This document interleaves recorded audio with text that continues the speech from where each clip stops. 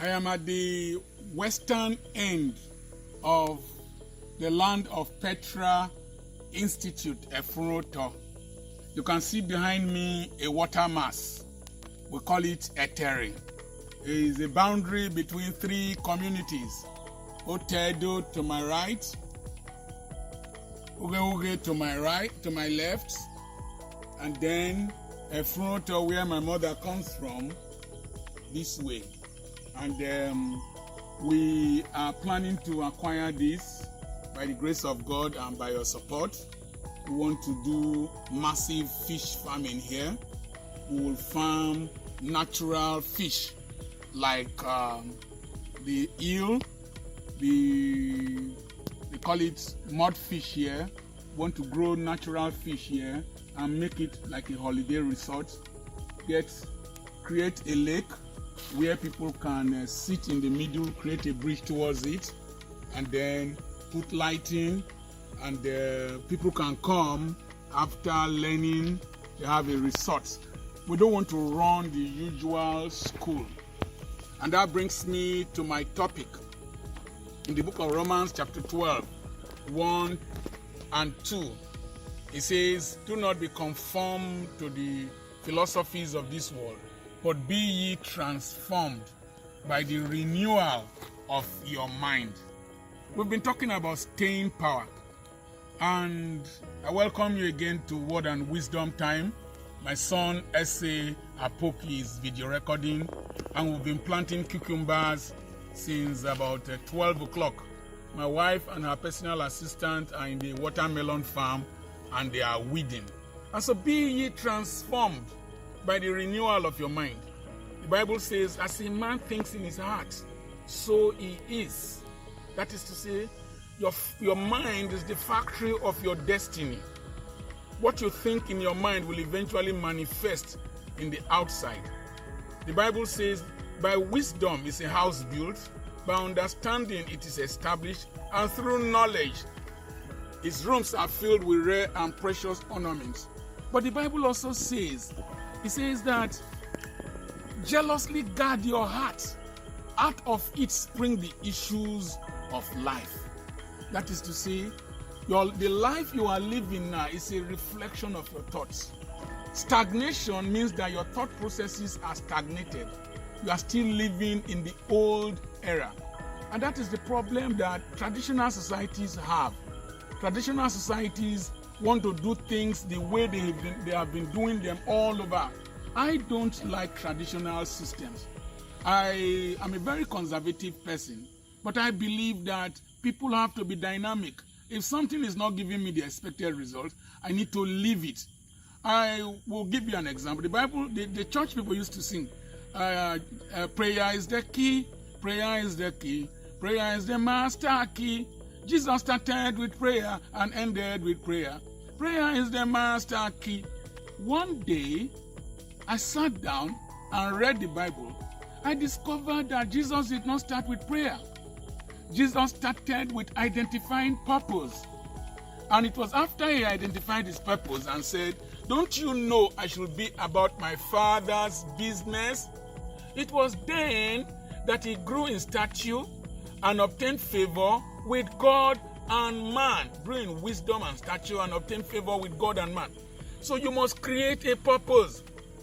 And it is that purpose that forms an anchor. That becomes what you keep moving towards, the mark of higher calling, the purpose. You want to fulfill it. And so that was Jesus' system.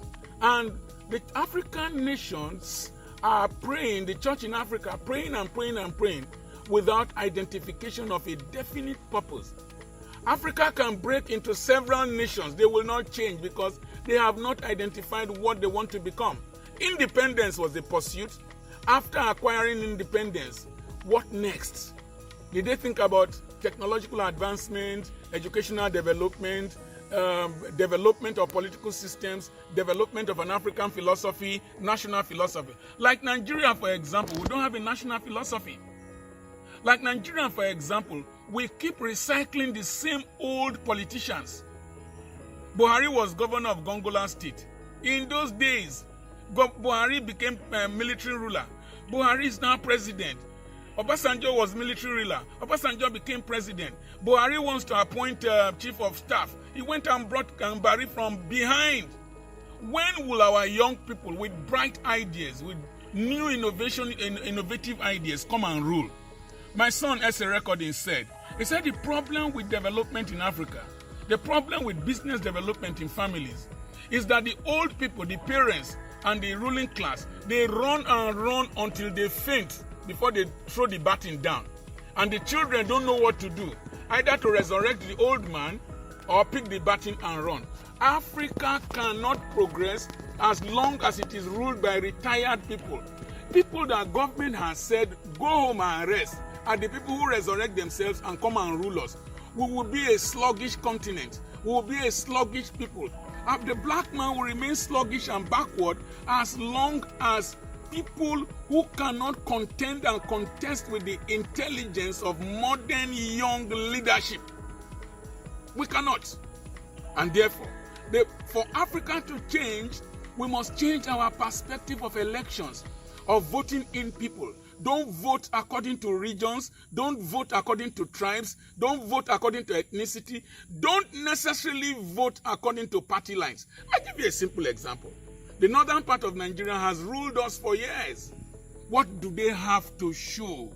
Is it health indicators, academic education indicators?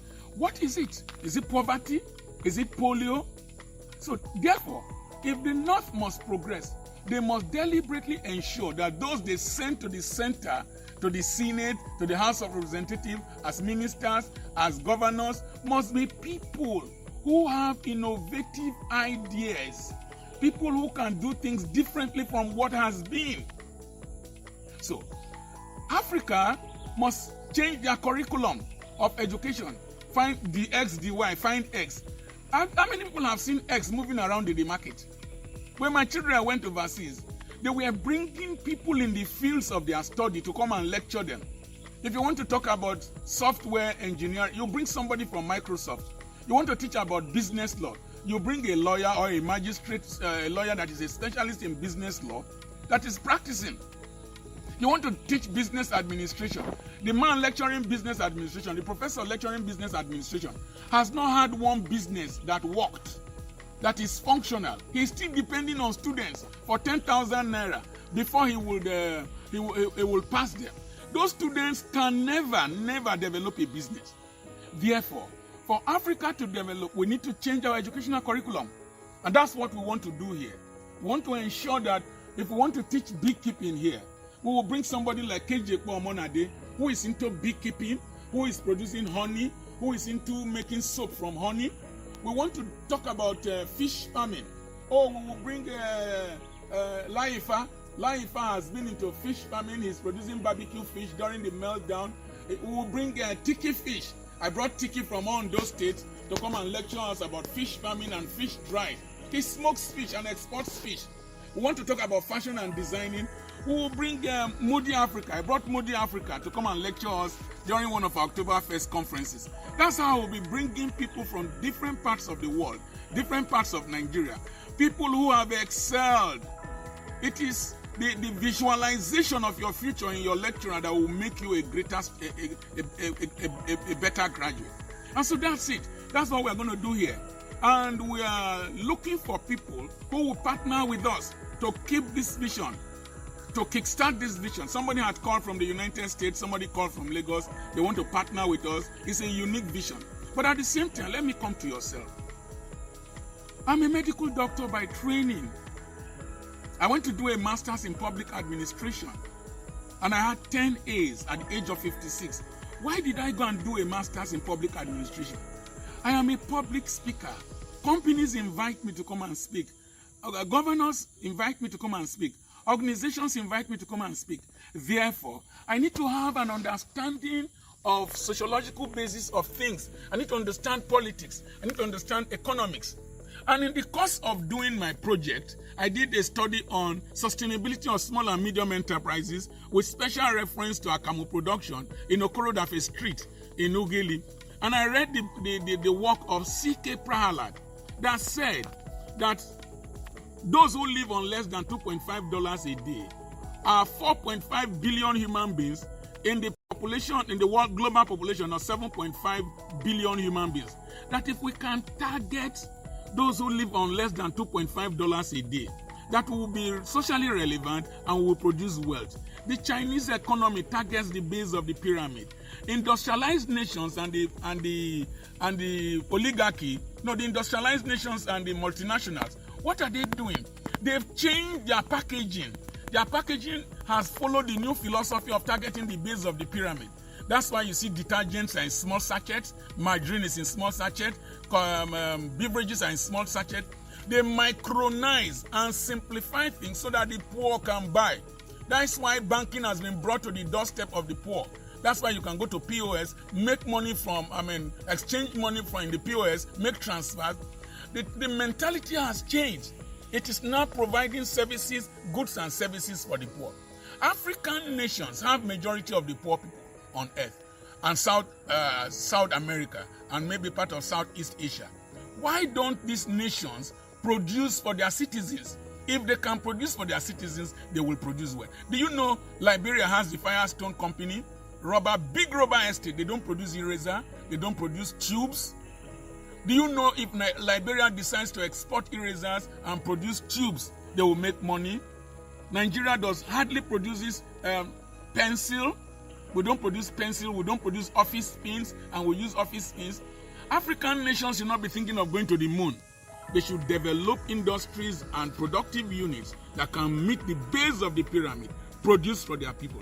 And then the African economy will go up. Just like Bangladesh has crawled out of poverty by targeting their people. God bless you. I am Dr. Charles Apoki. Keep tuning to this channel. Refer people to this channel. And you can go to my blog, Dr. Apoki's blog, to read more articles. And then go to our online bookstore, petrapublications.com. You will see our books and our messages. You can download them, pay in Naira and pay in foreign currency. Petra is P-E-T-R-A, publications, one word.com. And God bless you. I'm your friend, Dr. Charles Apoki. Keep tuning to Word and Wisdom channel. God bless you.